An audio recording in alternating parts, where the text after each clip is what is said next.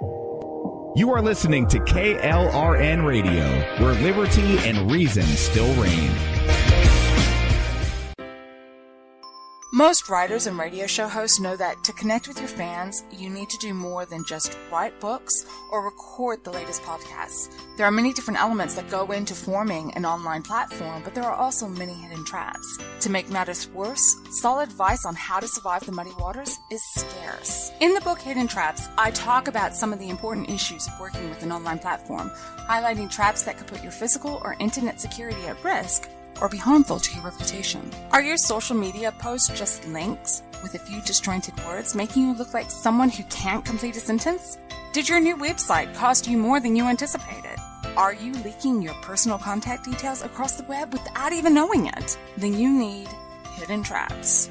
Hidden Traps is now available in paperback and ebook from a variety of retailers, including Amazon, Barnes & Noble, and Kobo. Visit blackwolfpublications.com for more details. Do you need a car? Been shopping only to be turned down because of bad credit, low credit, no credit, bankruptcy, or divorce? Guess what? Today's your lucky day, because now you can buy a car, truck, or SUV, just about any vehicle. It's true. Bad credit doesn't matter. No credit doesn't matter. Bankruptcy or divorce, it just doesn't matter. As a matter of fact, your job is your ticket to your new vehicle. We're Auto Credit Express, and we've helped thousands of people just like you. Antonio H. told us, great company, got me connected, and the day I went in, I drove off in the car I wanted. 100% worth your time. Need a car? Get started now and drive off as early as today. Just text FINANCE, F-I-N-A-N-C-E, to 357-911 right now to get started. That's FINANCE, F-I-N-A-N-C-E, to 357-911. Auto financing the easy way. Text FINANCE to 357-911. This is a hamburger. And this, friends, is a Whataburger. A fresh 100% beef patty so big it can only fit on a 5-inch bun. Oh, there's another. Someone's going for a double. Maybe it'll be topped with melted cheese and, oh my goodness, grilled onions and grilled jalapenos. I'm not sure the speakers can handle any more sizzle. Good thing you can do more than just hear the difference. Good thing there's Whataburger. USA Radio News with Wendy King. House Democrats grilled Attorney General William Barr over how he was able to quickly capsulize hundreds of pages from the Mueller report into a 4-page summary, suggesting he'd gotten a preview of the report. But William Barr told them everyone will get to see it soon. Within a week, I will be in a position to release the report to the public, and then I will engage with the chairman of both judiciary committees. Senate Majority Leader Mitch McConnell says he's comfortable with what will be made public. I think it really gets down to a question of whether you trust Bill Barr or not, and I do. On immigration, the president says that he won't bring back the policy of separating migrant children from their parents, although he says the program was a good deterrent. This is USA Radio News. Blizzard warnings are up for parts of the nation's midsections, including areas that saw deadly flooding last month. Meteorologist Mike Schichtel at the National Weather Service. There's actually potential for 1 to 2 feet of snow for areas extending from the north central high plains out through, in particular, South Dakota and into the upper Midwest. In addition to snow, regions from Idaho to Colorado could see flooding, avalanches, and fires flaring up with high winds. Full House star Lori Loughlin, her husband, and 14 other parents now face an additional charge of money laundering in the college admissions scandal. All of the parents connected to this college admission scheme were originally charged with a criminal complaint and 1 federal charge. The government has been saying that if you don't plead or cooperate, you will face an additional charge. Actress Felicity Huffman will plead guilty to her role in the scheme in May. You're listening to USA Radio News. The legalization of marijuana has changed the black market for the drug. USA Radio Network's Tim Berg has details. With the legalization of recreational marijuana in more states, some people thought that the black markets for the drug would go away. But is that the case? Kevin Savitt is the president of Smart Approach to Marijuana, and he shares what happened in Colorado after pot became legal. Well, drug dealers love legalization. Because they get to undercut the legal price. So the government, in all its wisdom, taxes marijuana, thinking that it can pay for schools, which, by the way, it's not paying for any of that because the tax revenue is pennies. And the drug dealers, they're not going to go to dental school when pot is legalized. They diversify and they lower their prices. They still make a hefty profit. Forget $15 as a minimum wage. A big bank is now planning to up that to $20 an hour. With more, here's USA's Chris Barnes. That's what Bank of America CEO Brian Moynihan says they'll be doing. When the new hike takes effect in about 2 years, it means the bank will be starting people at $41,000 a year. The minimum wage will rise to $17 an hour starting this May 1st. The moves are coming as Moynihan and other bank CEOs are scheduled to testify before the House Financial Services Committee on Capitol Hill on Wednesday. For USA Radio News, I'm Chris Barnes. Take us with you on your mobile device and listen anytime at usaradio.com. For USA Radio News, I'm Wendy King. I'm traveling a lot, always have a craving for Whataburger. I had to make a connection in Houston, had about an hour. Whataburger just opened at Terminal B. Boom, I need to have a patty melt. The creamy pepper sauce, Monterey Jack cheese, bread's toasted. Grabbed my patty melt, started rushing it back. By the time I got there, the lady was just closing the door. She sees my bag. She goes, "Sorry, but if you give me a Whataburger, I'll let you on the plane." And I told her, push me on to the next flight. And I was late for work, but it was worth every bite. I don't think anything tops a patty melt at Whataburger. Let's say you just bought a house.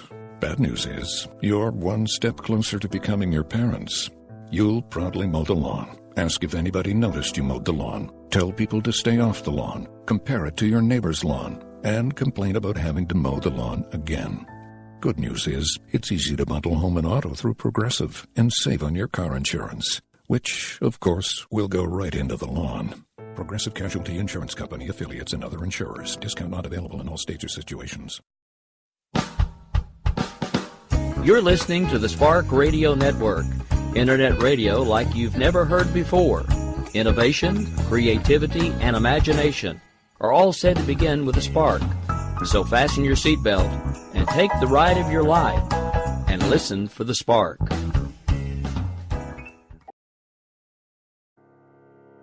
I take a breath, I'm not gonna lose.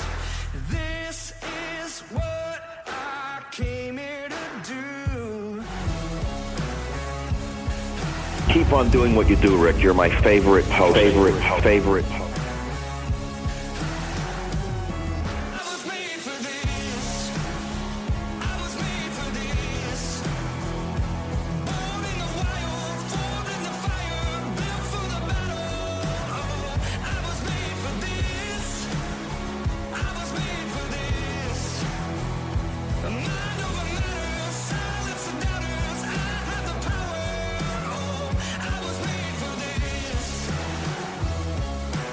I have come here to chew bubblegum and kick ass.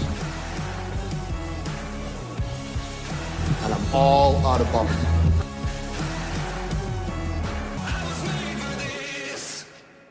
It's time to hear the truth about America's biggest challenges.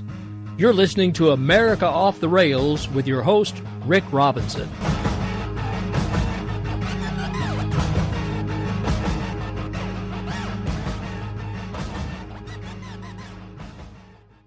Good evening, ladies and gentlemen. We are live right here on KLRNradio.com. I am Rick Robinson. This is America Off the Rails, and it is Tuesday, April the 9th, 2019. How is everybody doing this evening? If I seem a little more chipper than usual, it's because I started vacation about 6 hours ago. It's a short one because we're saving for a trip in September, but I'm taking a few days off because the wife's on vacation. I also have a guest with me tonight, so without further ado, we have the one and the only Eric Schaefer, the host of the Lone Conservative podcast, who's been now with KLRN Radio for a few months.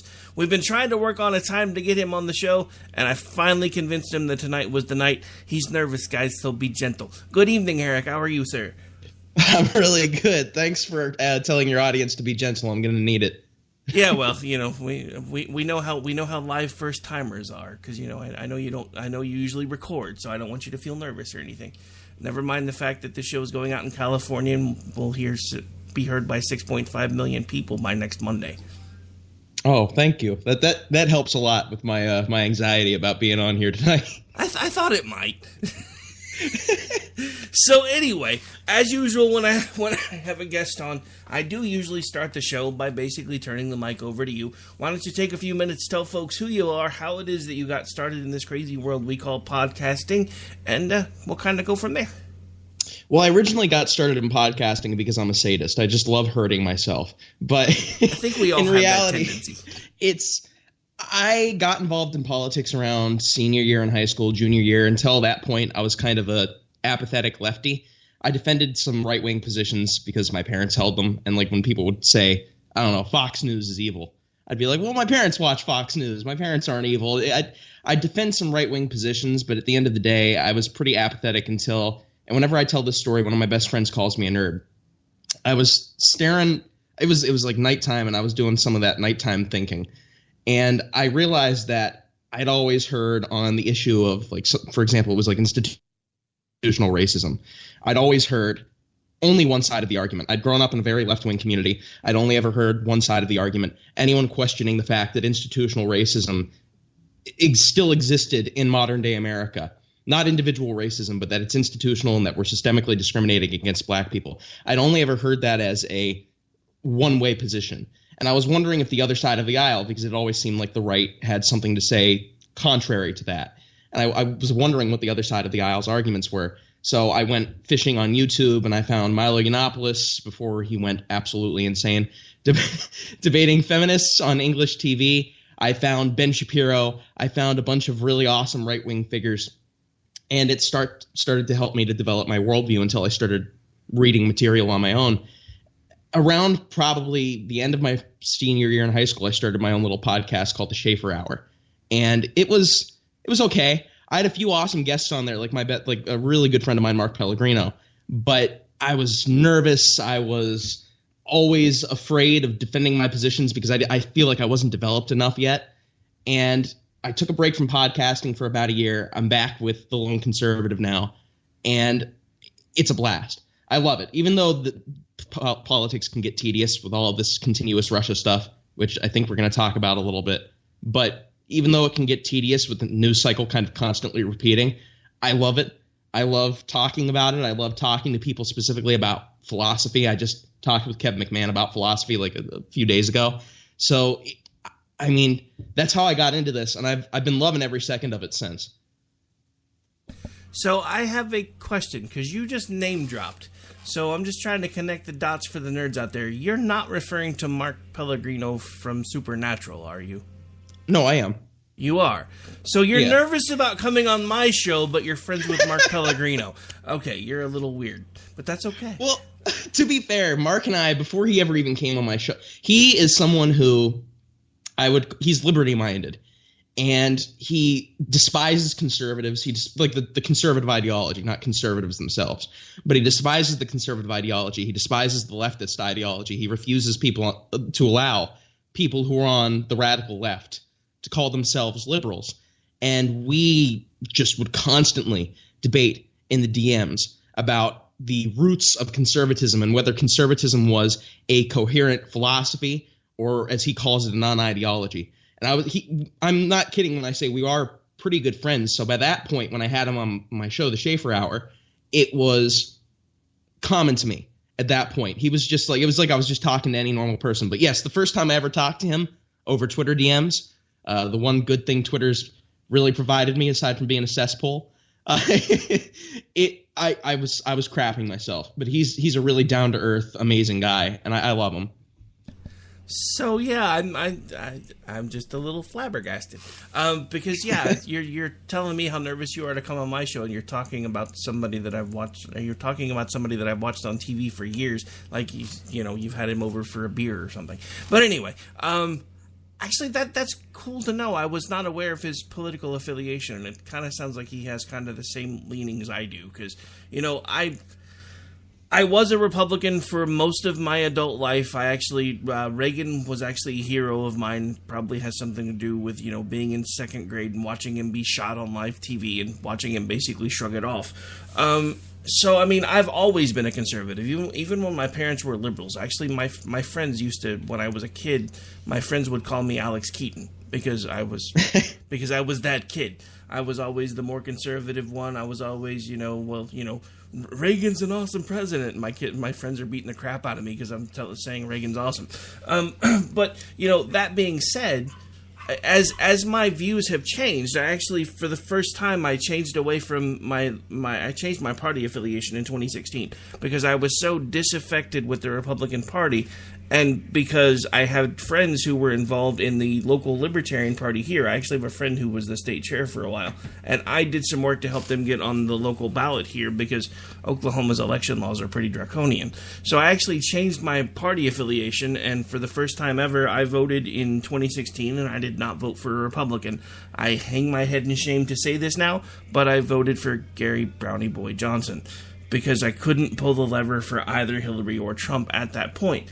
Having been someone who was staunchly in the never Trump camp pretty much until the day he took the oath of office, the things that I have seen turn around in this country have been astounding to me. I really wish that he would stay off Twitter from time to time.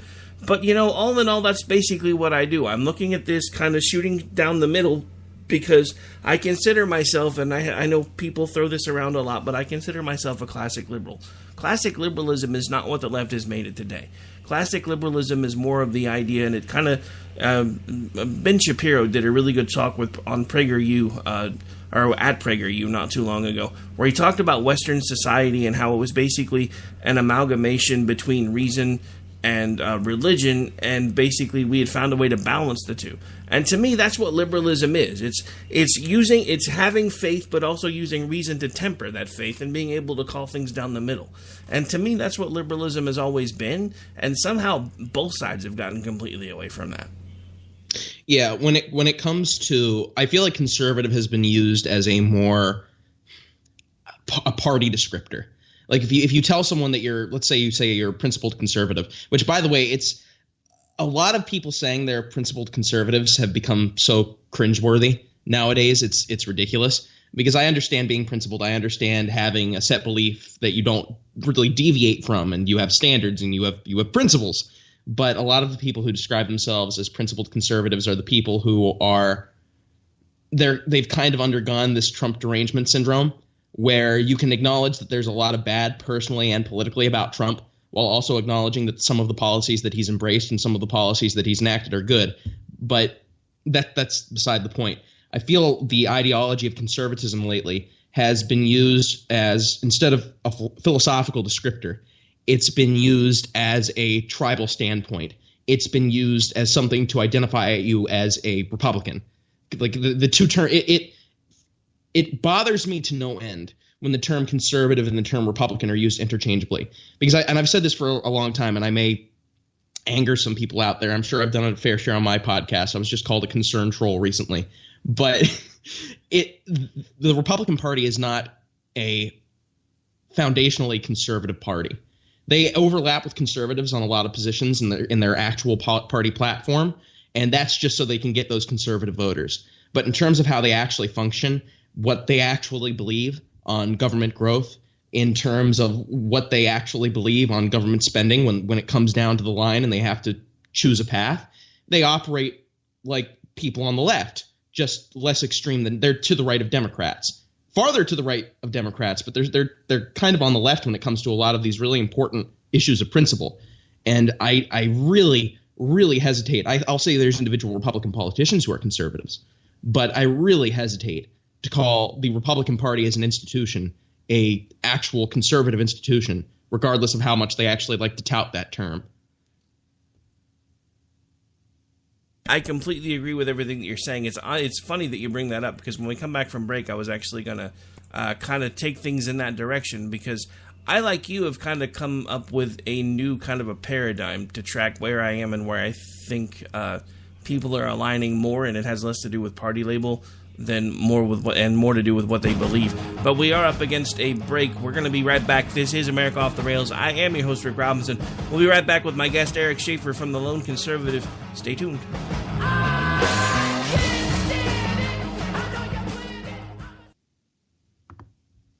My son was in the Army back during Desert Storm, but even then he wanted an MBA. He looked at a dozen schools, but only one offered the online education and flexibility he needed while he was in a tent in Iraq, Grantham University. Turns out that Grantham's been delivering affordable, relevant college and advanced degrees for over 65 years. Heck, if they can deliver a quality education to a soldier in a tent overseas, think about the flexibility Grantham can offer you so you can earn your degree too. It doesn't matter how complicated or full your life is. If getting a degree is on your bucket list, you'll want to do what my son did. You'll want to call Grantham. Find out how easy it is to get started on your education so you can check that college degree off your bucket list. Call Grantham right now. 800-910-1370. That's 800-910-1370. Flexible, affordable, relevant. Call 800-910-1370.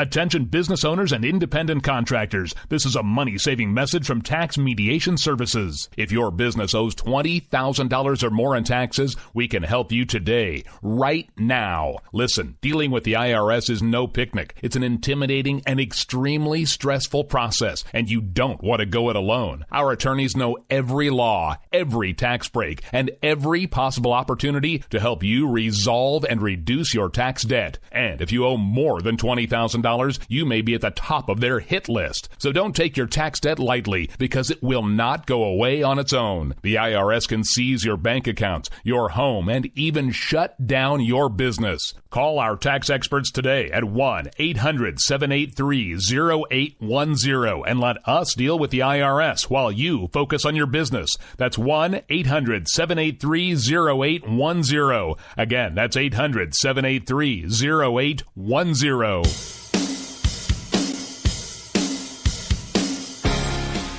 Whether we realize it or not, everyone has been impacted by addiction. We all have family members, we all have friends that have faced this demon. But there's hope. There's hope in recovery. There's hope when we work together to rise above the plight of addiction. I'd like you to join Mac Mullings every Saturday from 2 to 4 p.m. on Rise Above Radio on KOKC 1520 AM, where they talk about the hope that is available to all of us.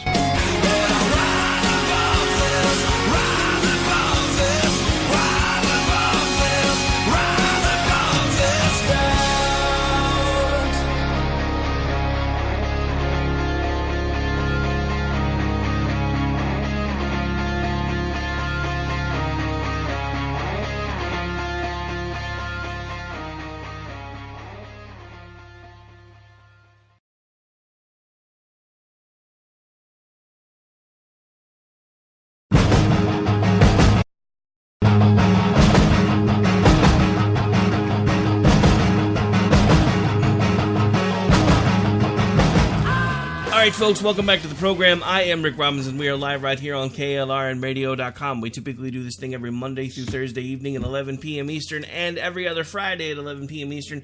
This is that week, by the way. We have first the Red Wine will be airing before me at 10 Eastern.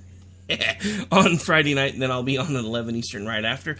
They are back, so they do plan on doing a show this week. Don't forget, tomorrow night we have the full lineup, so tomorrow night we'll be kicking things off at 8 p.m. Eastern with the Conservative Curmudgeon Radio Show, followed by Foo Bar One Nation Under Foo, rounding third with Robinson and Wright with yours truly, and then I'll be bringing us home on America Off the Rails. That's right, I will be broadcasting in one form or another for 4 hours tomorrow night. Yes, don't remind me. My name is Rick Robinson. I am a workaholic. It's been forever since my last meeting. All right, so I do have a guest with us this evening, Mr. Eric Schaefer.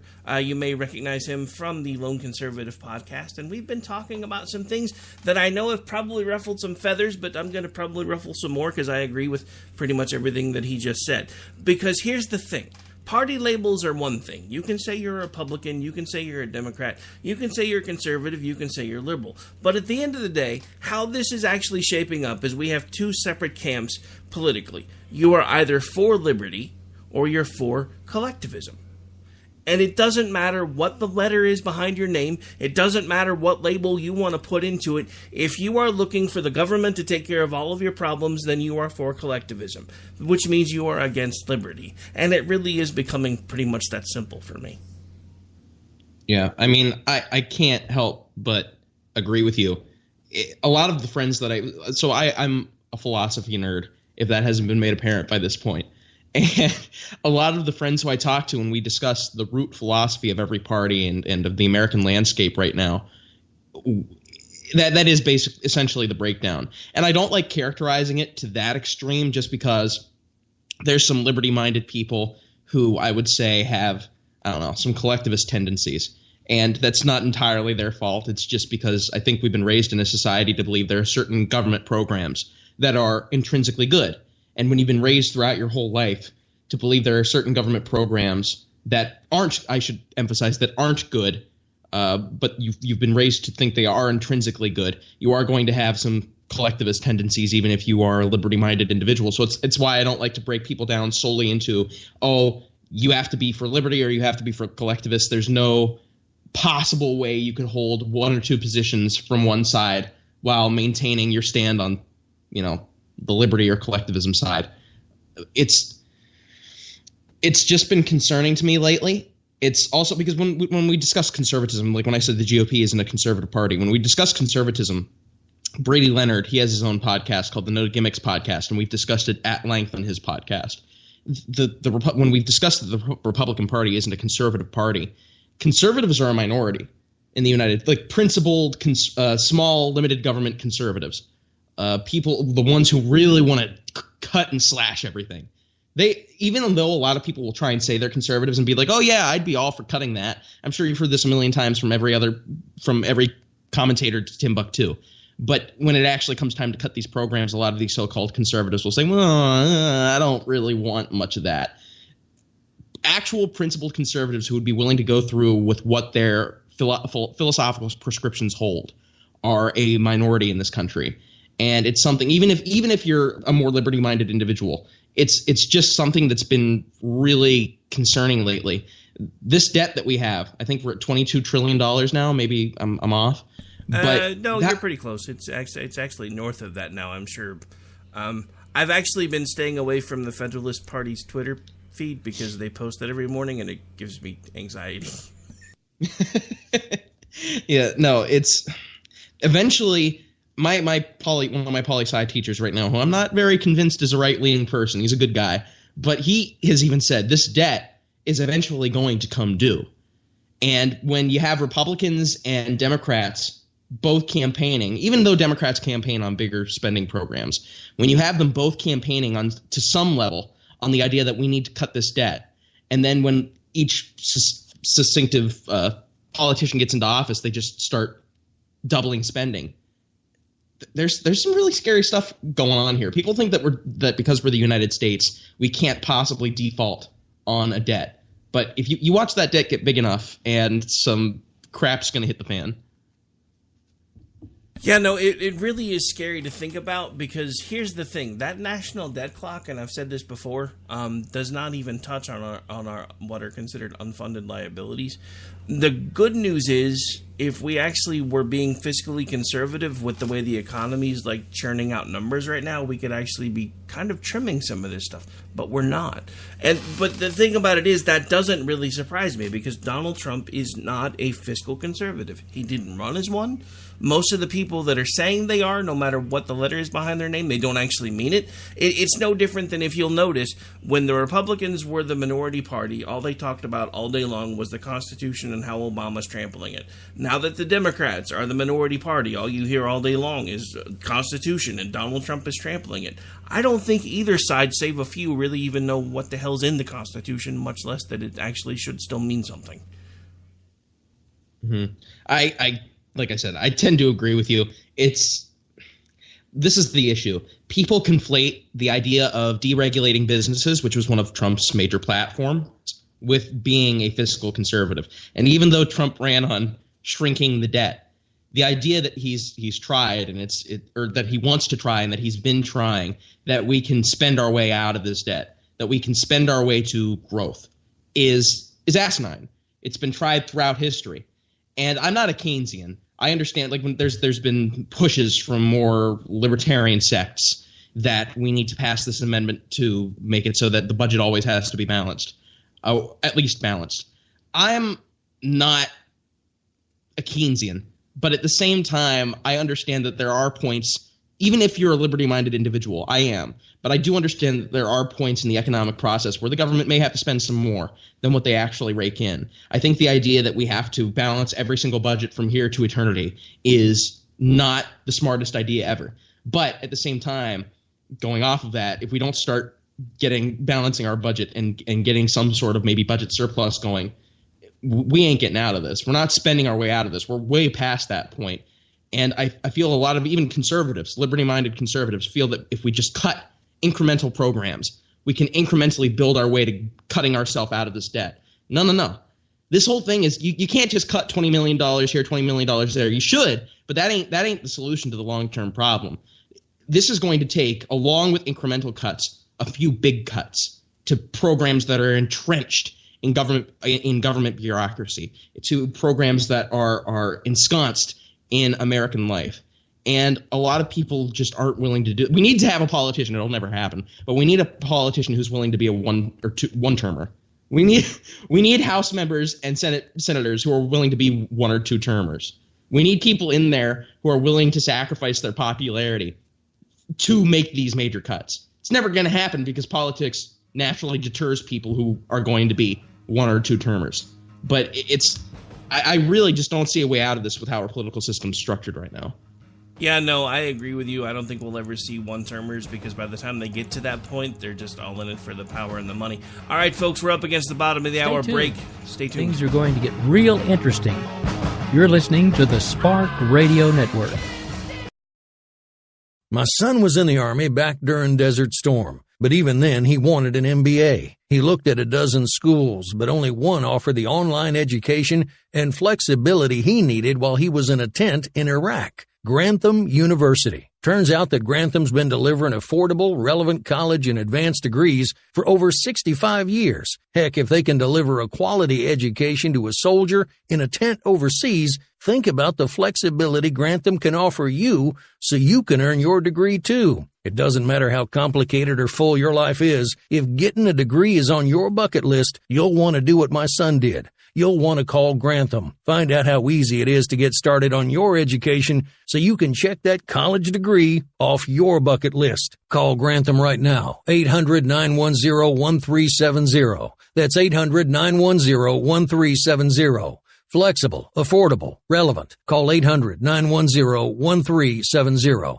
Attention business owners and independent contractors. This is a money-saving message from Tax Mediation Services. If your business owes $20,000 or more in taxes, we can help you today, right now. Listen, dealing with the IRS is no picnic. It's an intimidating and extremely stressful process, and you don't want to go it alone. Our attorneys know every law, every tax break, and every possible opportunity to help you resolve and reduce your tax debt. And if you owe more than $20,000, you may be at the top of their hit list. So don't take your tax debt lightly because it will not go away on its own. The IRS can seize your bank accounts, your home, and even shut down your business. Call our tax experts today at 1-800-783-0810 and let us deal with the IRS while you focus on your business. That's 1-800-783-0810. Again, that's 800-783-0810.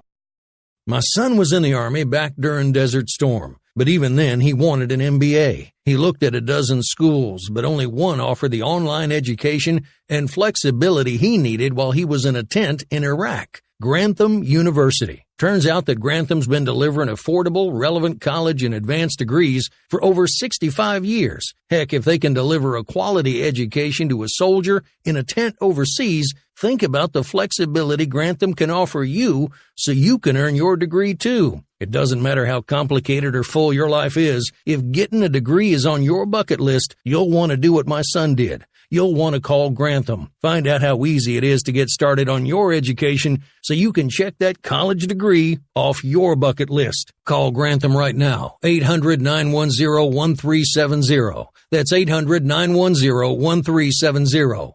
Flexible, affordable, relevant. Call 800-910-1370. Tired of paying outrageous prices for Viagra? Well, we have great news for you. Now you can finally get Viagra at huge discounts. Healthy Man allows you to save up to $500 on Viagra. Why pay U.S. pharmacy prices of $15 per pill or more when you can get Viagra for less than $3 a pill? Call today and get 40 Viagra pills for only $99. This can cost as much as $600 at your local pharmacy. You can't afford not to call us. If you want Viagra at the lowest prices, never pay $15 a pill pharmacy prices again. Get Viagra for less than $3 a pill. Call 1-800-516-7602 today and save up to $500 and get 40 pills for just $99. Healthy Man is fast, easy, and affordable. Operators are waiting at 1-800-516-7602 to take your call right now. Call 1-800-516-7602. That's 1-800-516-7602. Again, 1-800-516-7602. Attention business owners and independent contractors. This is a money-saving message from Tax Mediation Services. If your business owes $20,000 or more in taxes, we can help you today, right now. Listen, dealing with the IRS is no picnic. It's an intimidating and extremely stressful process, and you don't want to go it alone. Our attorneys know every law, every tax break, and every possible opportunity to help you resolve and reduce your tax debt. And if you owe more than $20,000, you may be at the top of their hit list. So don't take your tax debt lightly, because it will not go away on its own. The IRS can seize your bank accounts, your home, and even shut down your business. Call our tax experts today at 1-800-783-0810 and let us deal with the IRS while you focus on your business. That's 1-800-783-0810. Again, that's 800-783-0810.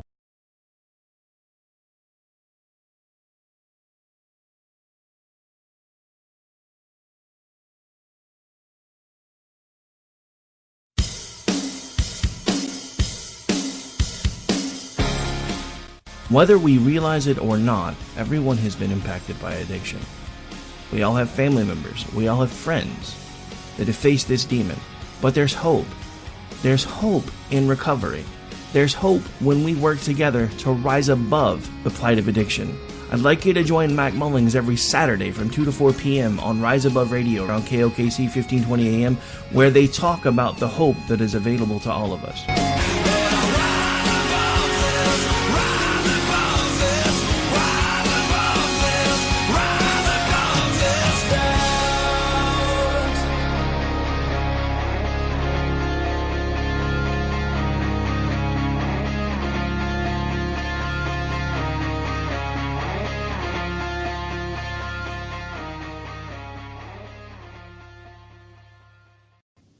All right, folks, welcome back to the program. I am Rick Robinson. Man, we are nearly done with the show. All right, so programming update for the affiliates out there. We are not going to be taking the network break at 42. We're going to go straight through to the end of the hour because I don't want to make this guy sit through another commercial break. Besides, we've been having a lot of fun talking, so I don't want to... one of these days, one of the things I've been talking about doing is getting a Patreon set up, and for the folks that are comfortable with it and don't have an issue with it, starting to record the things that we talk about while we're on commercial break and actually putting them over there. Kind of a behind-the-scenes kind of stuff. Some of it would be fun, some of it would be... NC-17, but that's a story for another day. All right, so back to the show. I am Rick Robinson. This is America Off the Rails, and if you're just joining us, we do have Eric Schaefer from The Lone Conservative with us this evening, and we've been talking about how he got started in podcasting. The funny thing that he says, I'm really nervous about doing your show. Turns out he's friends with Lucifer from Supernatural, but he's nervous about doing my show. What the hell? All right, so anyway, and we've kind of been all over the place tonight, but, so we've got, about 22 minutes left, 21. Now, I know that you said you've been getting ready for an internship and all kinds of other things that you've had going on, so it's been kind of, and it really has been, because it seems like lately it's been like there's a news cycle every 30 seconds, and then this last week has just been like this news dead zone. But I think a lot of that is because a lot of the wind has been taken out of the as I like to call the Mueller madness, because that's all we've heard from the left for months is no matter what the Republicans said, no matter what the Republicans did, they still had Mueller, and by the end of this investigation, Mueller was going to have Trump's head on a pike. And so now the reports out has been released to the point where it's been turned over to the AG. The AG's put out a memo. Basically, it said there's really nothing here. Mueller actually said that he couldn't connect any of the dots, couldn't prove at all that any of the campaign was involved in any form of Russian collusion, but then punted when it came to obstruction, which, as somebody from a law enforcement background, makes absolutely no sense to me, because I'm not sure how you can punt on obstruction when you just admitted there was no crime. But so now we have the left, and now they're clamoring for the completely unredacted report, which everybody knows ain't going to happen because there are things that they cannot release to the public in there. But the AG has already said he's working with Mueller's team and will have as much of the report that they can releasable for the public and for Congress within about a week, and of course that's not good enough.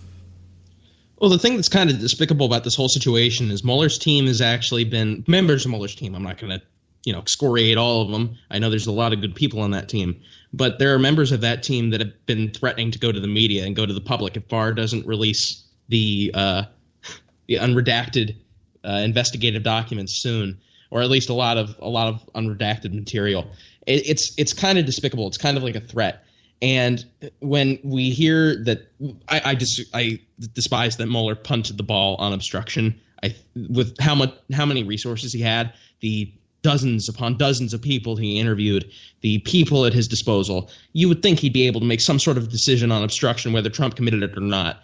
It annoys me. It annoys me because now, especially after we release these unredacted documents that show that maybe even if Trump there's been some people saying, well, what if he was willing to collude? Okay, that still doesn't show collusion.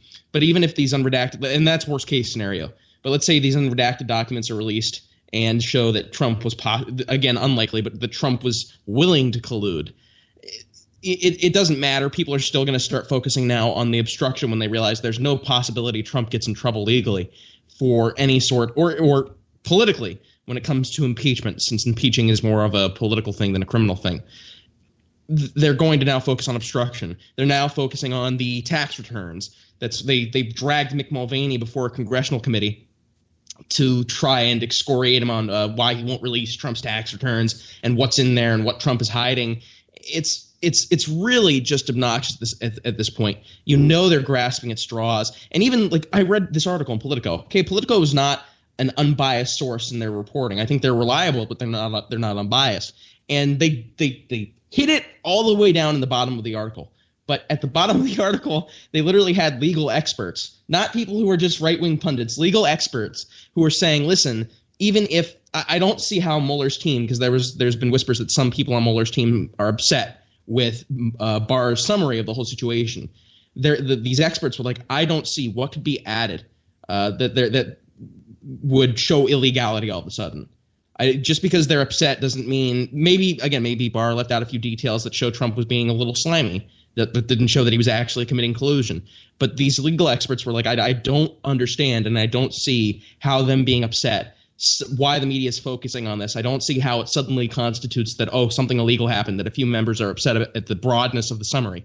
So they're really grasping at straws. It's really annoying. I want this Russia thing to end. I literally got to the point where I just hardly paid attention to it for a solid 2 or 3 months. Because it was this is what I was talking about earlier when politics sometimes gets tedious. It was the same story over and over and over again with maybe a sliver of extra information. But the media ran with it 24 hours, 7 days a week, over and over and over, the same exact story. I'm done with it. If you want to attack Trump for his fiscal policy, if you want to attack Trump for his social commentary, then, I'd rather have that. Because at the very least, it's a new argument. At this point, it's so mind-boggling. It's so stupid. Well, so here's the thing with all of this, and to circle back around to the tax return argument. Here's the thing: I am friends with 2 people that are political consultants. One of them actually does a radio show on the station that I fill in on from time to time, and we'll be launching a show with them soon on the weekends out here in Oklahoma City. And the other one does a show here on KLRN Radio and is, as we like to call him, the real Bill O'Reilly, because he's not the guy from Fox News. But both of them are political consultants. And one of the things that when we talk both in front of the mic and off mic, one of the things that I keep hearing over and over again is the media is using the tax return argument to conflate the issue. Because what most people don't understand is for him to have even gotten to the point where he was going to be considered as a candidate, he already had to file documents that were 10 times more in-depth than a tax return's ever going to be, and much easier to understand than a tax return. Because here's the other thing that a lot of people don't understand. When you're running your own business and you're a self-made millionaire, and I know daddy's inheritance, I get it, don't send me emails, don't at me. But what I'm saying, he's still, he's running the business now. When you are a business owner, your tax return is not going to make sense to anyone. I know, because I've run several different businesses. And my tax, if I didn't have an accountant, I wouldn't know what the hell to do, because it's just such a conflated mess, and it doesn't make sense half the time by the time it's said and done. Because there were times when I was running my security firm that on paper I was bringing in $350,000 a year, but by the time I paid everybody, paid all my expenses, wrote off what I was legally allowed to write off for business expenses, I was making $40,000. Hasn't Trump also already been audited? I mean, it's been a while since again. I've studied the tax return issue, but hasn't he already been audited like 1,000 times by the IRS prior to running for president anyway? He's still, if you believe him, he's still undergoing an audit right now. The dude seems to get audited like every year because he's Trump. But here's the thing that the media is not being honest about. He's already filed everything that he needed to file to disclose his financial situation to even be allowed to run for office in the first place. But the media is not talking about that fact because he's inflating his numbers. No, he's not inflating his numbers. There is a huge difference between putting down on paper what it is that you bring in versus what you're paying out in your expenses, which is likely what his tax return is going to look like. So at the end of the day, it looks like he's making less money because he gets to write a bunch of things off, because he donates to things and he has expenses. And so, yes, his tax returns are going to make him look like he's not making as much money as he is. But then again, this is one of the reasons why I consider myself, as I like to call it, a liberservative or a conservatarian, because taxation is theft. I don't care. Yeah, that's the thing. I can't stand now. The instant that the wind was taken out of their sails with the Mueller issue, they moved on to Barr releasing a mostly unredacted Mueller report. When I think now the media is starting to realize, and the Democrats are starting to realize, that that's not going to result in anything. They move on to, okay, well, like you said, Mueller punted the ball on obstruction. Why would he do that? That means there's some gray area here. And now they're also moving on back to the tax returns, which was something that, if it's not a settled issue, doesn't matter if they let it go for 2 years, they'll come right back to it. So the tax returns thing was never a completely settled issue in the public square. So they're moving back to it because now they're going to try and hit him on that. And that's the thing. I'm not even I feel I have to emphasize this for some of the people out there, because I know there's some of them who listen to my podcast. I am not like a Trumpian. I'm not a huge Trump defender. I'm willing to call him out when he's wrong.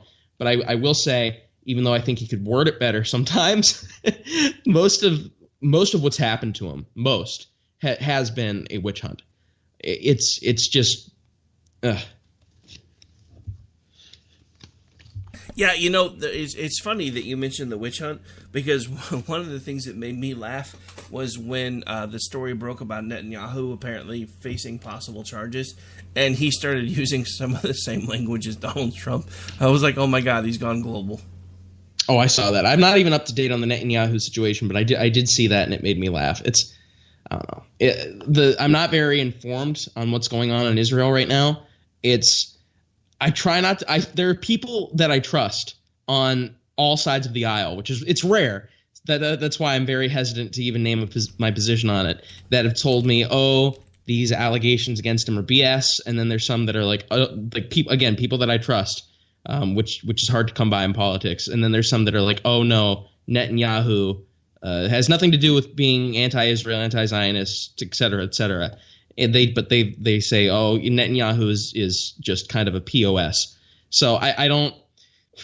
It seems like Israel has their own share of dirty politics to deal with, the difference between our politics. Uh-oh. I think I lost you for a second there. Are you there? Nope. Hey, I think you're back now. Okay. You hear me? Yeah, you're back. You dropped for about 10 seconds. Oh, sorry. I think that's probably my bad mic. But all I said was it seems as if the difference between the American situation and the Israeli situation, from what I've heard, is that there are some credible accusations against Netanyahu. So we'll see how it turns out. I'm not sure. Yeah, I mean, I'm not that sure either, but for anybody who wants more of an in-depth idea of what's going on with Israel and the election that's been going on, because they actually, last I saw, there was about 95% of the vote in. Looks like Netanyahu is actually probably going to edge it out. But it's funny because if you look it up, you can see like 5 different headlines from 5 different places, and depending on their slant, the headlines are completely different. But if you want to have a better idea of what's going on with Israel and their political climate, please feel free to go back and check out this last Sunday's Game On with JD and Stacy. They actually had somebody who's been a guest on their show multiple times who is actually from Israel, and he kind of broke down the political climate. And I'm sure I haven't listened to it all the way through because I had to go to sleep. I got about halfway through it, and I'm going to listen to the rest of it tomorrow. But I'm pretty sure they probably talked a little bit about the Netanyahu stuff, so there's probably a bit of that in there. And we've got just about 8 minutes left, so what else you want to talk about? You want to talk about Uncle Joe? Yeah, I made a joke that I had to explain to Eric, so it probably wasn't nearly as funny on paper as it sounded in my head. But I have an idea that Uncle Joe can have a gig if he doesn't win the presidency in 2020. He should be the next Sharman spokesman, because a guy having to yell at everybody else to not squeeze the Sharman who can't help but squeeze everybody else, come on, that's comedy gold. Just saying.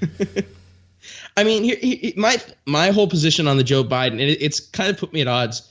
I'm in college Republicans, and I won't be there much longer. I'm actually starting my own YAF chapter, but on my campus. But it's actually put me at odds with some of my college Republican friends, friendly debate. But Joe Biden is undeniably weird. Okay, he's undeniably weird. He's undeniably creepy. But being creepy doesn't necessarily equate to sexual assault and sexual harassment. I think Ben Shapiro, I hate to quote Ben Shapiro verbatim, but Ben Shapiro kind of put it best when he said intent does matter here. Like, does he know what he's doing? Or is it that he's gotten away with this creepy behavior so long that he just thinks it's normal? That he's not trying to be a sexual pervert. It's just something that he considers to be natural and no one's ever called him out on it. The thing that kind of pushed me over the edge, because when it comes to issues like these, you do have to rely on character witnesses. And the thing that pushed me over the edge with this whole thing was that in an article that I read, I don't know if this has changed, but there was an article that I read that none of the accusers, while they all said that what Biden's behavior was inappropriate and weird and creepy, according to this article, and I'll have to find it, but according to this article, no one had actually accused him aside from maybe Flores, and I don't think she ever explicitly said it either. No one really accused him of sexual assault or sexual harassment directly. And the other thing that pushed me over the edge with this is that Laura Ingraham, the lib slayer, came out to defend him. She literally said, I met him at a party. He complimented me. He told me that I was his favorite Fox News loony or something like that. And he did the exact same thing to me. And there's nothing sexual behind it. It's just what he does to people he considers good friends or wants to get close with. And I trust Laura Ingraham on this. I trust someone who is a hyper partisan when they say, even if because I think she kind of reveled in the fact that he's kind of drowning in his own set standards now. But I trust someone who's a hyper partisan on the other side when they say, hey, this guy who's completely opposite of me politically is not someone who's a serial sexual harasser or someone who serially commits sexual misconduct. So I really do lean toward the fact that Joe Biden's being hoisted by his own petard. It's karma for the fact that he really lowered standards for proof with his Me Too rhetoric. But at the same time, even though I think it's comically ironic in a sense, I try to say that conservatives are better than that, and that even though we can enjoy the karma of the situation, we should still come out and be like, listen, we hold these standards for the right. We're going to hold them for Biden too. This isn't right. There's not enough people saying that he outright sexually assaulted or harassed them. There's a lot of people on both sides saying that this is just how he is and he doesn't know that this behavior was wrong. And also Biden does seem genuinely surprised. Like, I think I'm decent at telling when someone's faking a reaction. And he does seem genuinely surprised that this stuff is coming for him now. So I really don't think it has to do as much with sexual misconduct. And I feel bad for the women who feel this way. But it's less to do with sexual misconduct and more that a guy was never told that his mannerisms were inappropriate and creepy. Yeah, so here's my thing, and I'm sure everybody can relate. We all have that one friend who has no concept of personal space bubble. That's Joe Biden. My wife actually was just talking about a friend of ours who does kind of the same thing. Like he came up behind her at a group function not too long ago, and basically caught her off guard, wrapped her in a bear hug from behind, and picked her up. And then she realized who it was, and she's like, I almost killed him. And then I realized who it was, and I was like, never mind. We all have we all know people like that. I think this is being conflated into something that it's not. The one thing that I will say is a little weird. I can see him doing and having those type of behaviors with adults. The few times I've seen him kind of exhibit the same behaviors with younger kids, that's kind of what kind of gave me pause. But I mean, it's creepy Uncle Joe.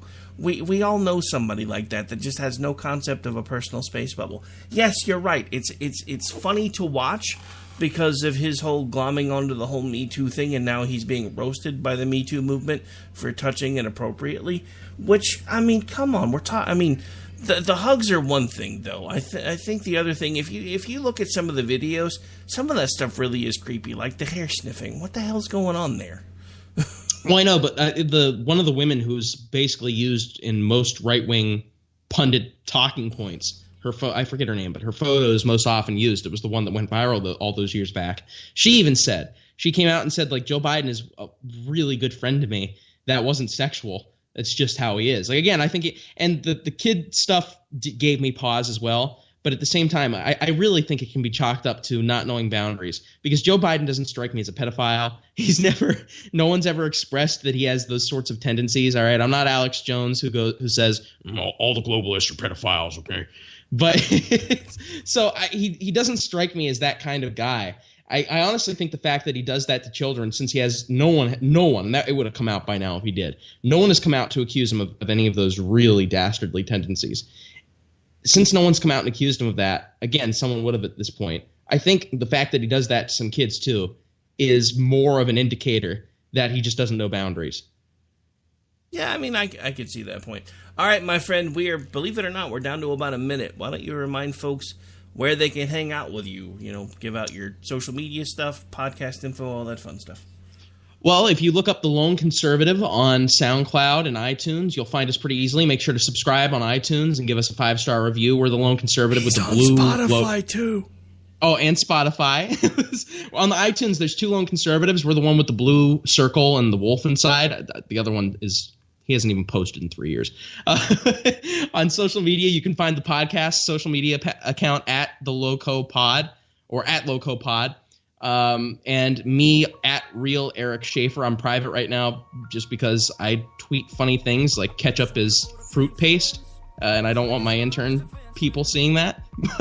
But if you follow me, I'll accept you pretty much immediately. And that's about it. Make sure to tune into our episodes every Monday and Friday. Yeah, actually, we're going to get better about dropping the Friday episodes. It's funny, you and I had talked about running the Friday episodes, and then my wife has drugged me out every Friday since. So this weekend, we're probably actually going to catch up and post some of the other ones I haven't posted yet, because I have time to get them set now.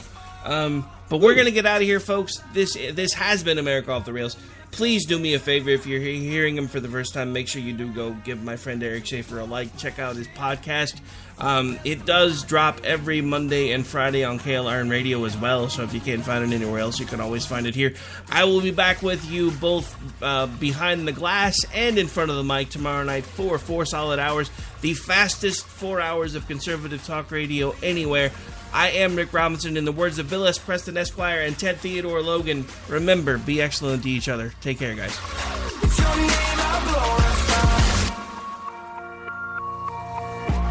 It's running deeper than the ocean. This ain't religion, it's devotion. 3, 6, 5, every minute, every day.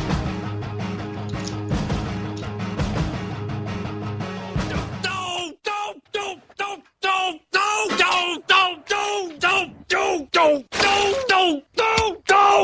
Screw you guys. I'm going home. Later. Game over, man. It's game over.